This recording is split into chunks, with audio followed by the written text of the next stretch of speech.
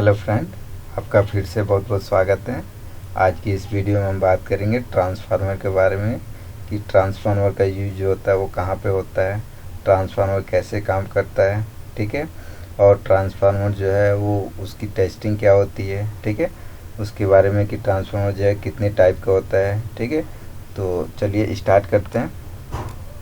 आप देख सकते हैं ट्रांसफार्मर कैसे काम करता है, उसके बाद से ट्रांसफार्मर की वर्किंग और ट्रांसफार्मर के टाइप के बारे में, ट्रांसफार्मर कितने टाइप होता है, और लास्ट में बात करेंगे ट्रांसफार्मर की टेस्टिंग की कि ट्रांसफार्मर को हम कैसे कंफर्म करेंगे कि ट्रांसफार्मर जो है वो ओके या फॉल्टी है, ठीक है। तो सबसे पहले रियल शेप, ये रियल शेप है। अगर आपने हमारे चैनल को अभी तक सब्सक्राइब नहीं किया है तो प्लीज़ सब्सक्राइब कर लें और लाइक शेयर कमेंट ज़रूर करें, ठीक है। तो चलिए स्टार्ट करते हैं। आप देखिए ये ट्रांसफार्मर का रियल शेप है। रियल शेप मतलब उसकी बनावट, मतलब वो दिखने में कैसा दिखता है। तो ये ट्रांसफार्मर है, आप यहाँ पे देख सकते हैं आयरन कोर ट्रांसफार्मर है इस टाइप का। ये एसएमडी ट्रांसफार्मर, इसको भी एसएमडी ट्रांसफार्मर बोलते हैं। जो ज़्यादातर जो है एसएमपीएस हो गया, ये लैपटॉप की स्क्रीन हो गया, इन सब के अंदर इस टाइप के ट्रांसफार्मर लगे होते हैं। ये एसएमपीएस के अंदर लगा होता है, ये एसएमडी टाइप का ट्रांसफार्मर होता है। और इस टाइप के जो ट्रांसफार्मर होते हैं ये आयरन कोर से बने होते हैं और इसका यूज होता है यूपीएस हो गया, स्टेबलाइजर हो गया, टीवी मॉनिटर, इन सब के अंदर इसका यूज होता है। तो इसके बारे में भी हम डिटेल से बात करेंगे। तो ये रियल शेप है जो अलग अलग टाइप के अलग अलग बोर्ड में लगा होता है। तो अब आगे बढ़ते हैं, ट्रांसफार्मर कैसे काम करता है। तो ट्रांसफार्मर जो होता है उसमें दो पिन होती है, एक प्राइमरी और एक सेकेंडरी। प्राइमरी मतलब होता है इनपुट पिन और सेकेंडरी मतलब होता है आउटपुट पिन, ठीक है। प्राइमरी से सप्लाई इन होती है और सेकेंडरी से सप्लाई आउट होती है। आपने वो कॉइल के बारे में पढ़ा था, कॉइल पे हमने कॉइल के एक वीडियो बनाया था, उसमें हमने बताया था कि जो है कॉइल कैसे काम करता है। तो कॉइल से ही मिलकर बना होता है ट्रांसफार्मर। क्या होता है, कॉइल से, दो कॉइल से मिलकर बना होता है। आप देख सकते हैं ये कॉइल, एक ऐसे कॉइल दिख रहा है, ये आपको कॉइल का सिंबल, और यहाँ पे भी एक ये अलग टाइप का ये कॉइल ये दिख रहा है, ठीक है। इसके बीच में इंसुलेटर लगा होता है। इंसुलेटर मतलब होता है ये दोनों कॉइल आपस में शॉर्ट ना हो, ये दोनों कॉइल आपस में शॉर्ट ना हो, उसके लिए इसमें इंसुलेटर लगा होता है। इंसुलेटर का मतलब होता है जैसे पेपर, कागज या रबर टाइप का होता है जो आपस में इन दोनों को शॉर्ट नहीं होने देता है, ठीक है। अगर ये शॉर्ट होता है तो वो खराब होगा। तो ट्रांसफार्मर का काम यही है कि जब भी हम प्राइमरी पर सप्लाई देते हैं, प्राइमरी पर अगर सप्लाई देते हैं तो इसके अंदर क्या होता है, सप्लाई जो है, सप्लाई मिलने पे ये क्या होता है कि सप्लाई को इसमें मैग्नेटिक फील्ड क्रिएट होता है। प्राइमरी के अंदर मैग्नेटिक फील्ड क्रिएट होता है और प्राइमरी के अंदर मैग्नेटिक फील्ड क्रिएट होने की वजह से इसमें क्या बनता है, इसमें मैग्नेटिक फील्ड क्रिएट होने की वजह से जो है, इसके वजह से वो सेकेंडरी में ट्रांसफ़र हो जाता है। उसकी मैग्नेटिक फील्ड इतना ज़्यादा होता है कि उसको सेकेंडरी को आकर्षित करता है और उसकी वजह से ये सेकेंडरी में ट्रांसफ़र हो जाता है और सेकेंडरी से सप्लाई आउट हो जाती है। तो ट्रांसफार्मर जहाँ पे भी लगा होता है वो एसी में ही काम करता है। एसी इनपुट लेगा तो आउटपुट में भी एसी देगा। तो ये दोनों अलग अलग होता है। तो इसका काम मेन यही होता है कि ये जो प्राइमरी पे जो सप्लाई देते हैं तो इसके अंदर मैग्नेटिक फील्ड बनता है और मैग्नेटिक फील्ड बनने की वजह से ये क्या होता है, सेकेंडरी से ट्रांसफ़र हो जाता है। यहाँ पर आप देख सकते हैं कि जैसे ये इनपुट है, हमने यहाँ पर सप्लाई दिया, तो ये कॉइल है जो राउंड टाइप का ये बना हुआ है। तो ये यहाँ पे सप्लाई देते ही इसमें क्या होता है, मैग्नेटिक फील्ड बनता है जिसको मैग्नेटिक फ्लक्स भी बोलते हैं, ठीक है। बनने की वजह से जो है यहाँ पे मैग्नेटिक फील्ड बना और उसके वजह से जो है ये सेकेंडरी में ट्रांसफ़र हो गया। यहाँ देखिए ये सेकेंडरी में ट्रांसफ़र हो गया और यहाँ से सप्लाई जो है वो आउट हो जाएगा।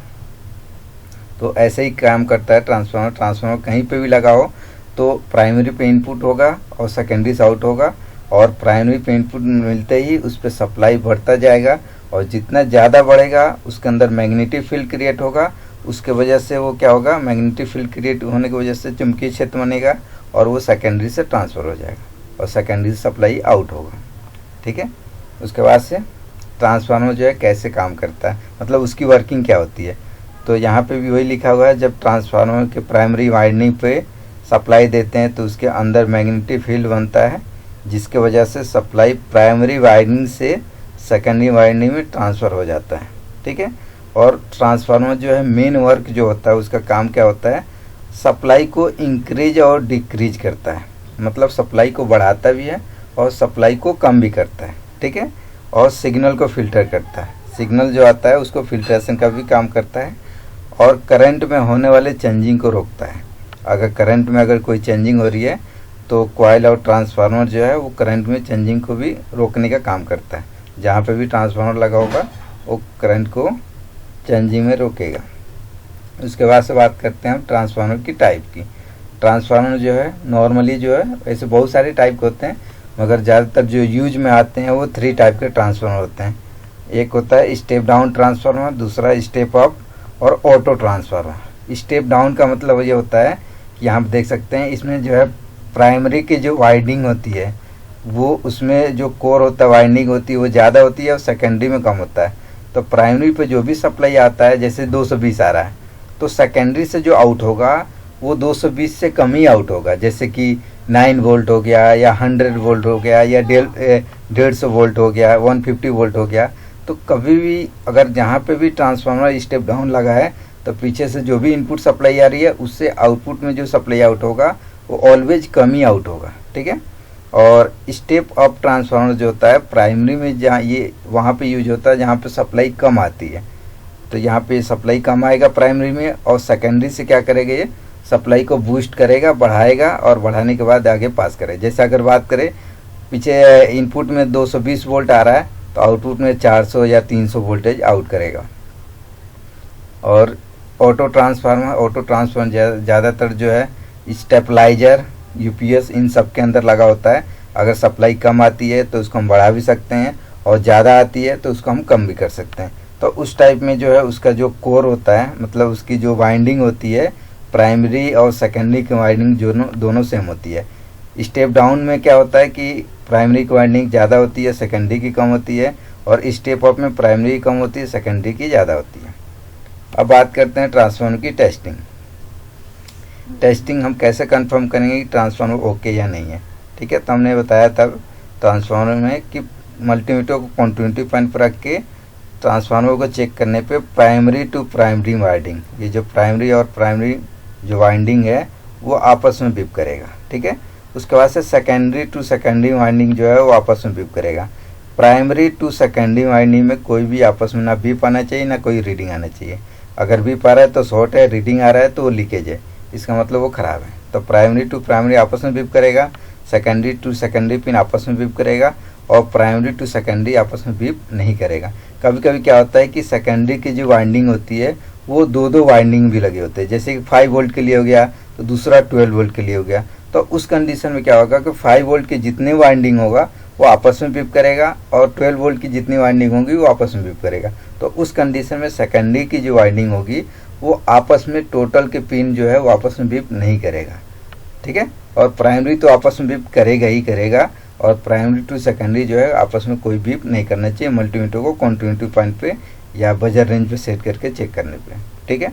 तो ये इसकी टेस्टिंग हुआ। आई होप ये वीडियो अगर आपको अच्छा लगे तो लाइक शेयर और सब्सक्राइब ज़रूर करें। Thank you.